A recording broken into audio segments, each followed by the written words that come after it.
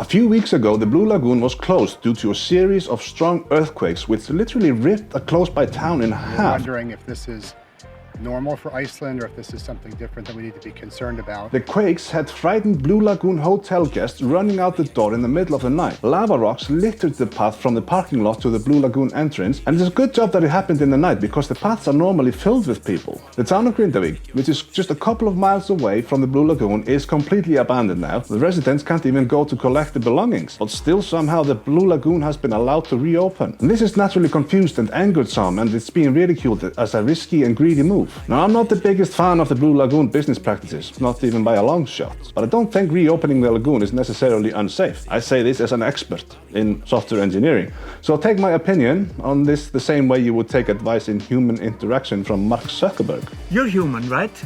However, here are my thoughts on all this. Grindavik isn't closed due to potential eruptions in the town. Sure, that does play a role. There is obviously the potential that this could happen, but we have seen in previous eruptions that this usually has early warning signs, and the town can be evacuated in a relatively short amount of time. And that worked out great the last time. The last time residents left the town well before the eruption started. It didn't quite work out the first time when a single tourist was left sleeping in his hotel room.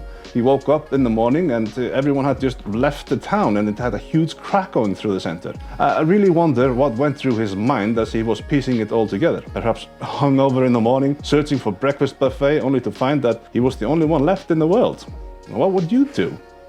Anyways, the reason the town is closed is because of the many cracks in the ground, and we are constantly finding new ones. They're deep, they're big, they are hidden, and they have already claimed one life, unfortunately. And we don't even know where they all are yet. This is not a problem anywhere near the Blue Lagoon. There are no cracks. An eruption starting underneath the lagoon is possible, but let's say that it starts somewhere close by, and let's even assume that it starts without warning. These eruptions are quite slow. This isn't like in the movies when you have to run for your life in vain from the free-flowing lava river. When the second eruption started in Fagradalsfjall, YouTuber had camped on the mountain for days in an attempt to be the first to witness the impending eruption, and boy did he get lucky. Look at him just walking around the fissures opening up. I'm not saying that this was a great idea, but it does show us that if an eruption starts, you could have time to quite possibly even take a shower, pay for your drinks of course, the Blue Lagoon wouldn't have it any other way, and then you could just calmly leave the premises unharmed and broke. This is one of the most exciting scenes from the last eruption. It started so close to the area where workers had left $100 million worth of slow-moving, heavy-duty machinery. They still had time to just go and get it,